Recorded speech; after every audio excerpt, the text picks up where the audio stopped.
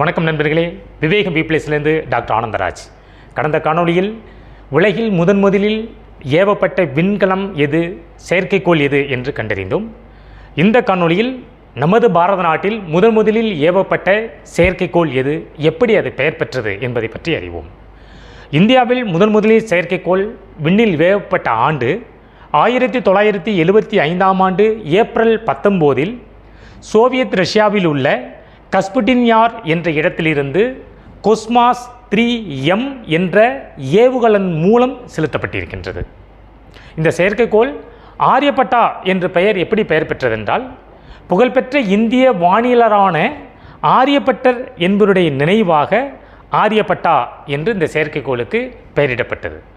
இந்த செயற்கைக்கோள் எக்ஸ் கதிர் வானியல், வளிமண்டலவியல், பரிதி இயற்பியல் களங்களில் ஆய்வு செய்து நமக்கு பயனை அளிக்கின்றது.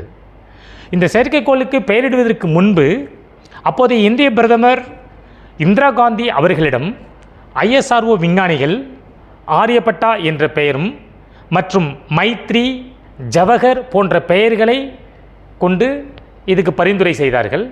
ஆனால் பிரதமர் இந்திரா காந்தி அவர்கள் இதற்கு ஆரியப்பட்டா என்ற பெயரை தேர்வு செய்தார். இந்த ஆரியப்பட்டா செயற்கைக்கோள் மிகவும் சிறந்த நிலையில் இயங்கி வந்த நிலையில் தனது 5வது நாளில் அனைத்து கருவிகளும் செயலிழந்து போயின. இருந்த போதிலும் தனது சுற்றுவட்ட பாதையில் பூமியை சுற்றி 17 ஆண்டுகள் சுற்றி வலம் வந்தன. அது தனது 1992ஆம் ஆண்டு பிப்ரவரி 11ஆம் தேதி ஆரியப்பட்டா செயற்கைக்கோள் விண்ணின் மேற்பரப்பில் வெடித்து சிதறியது.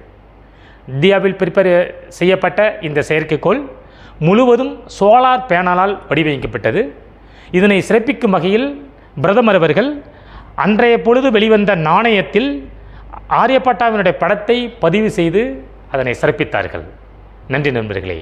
வரும் காணொளியில் வேறொரு அறிவியல் நிகழ்வை காண்போம்.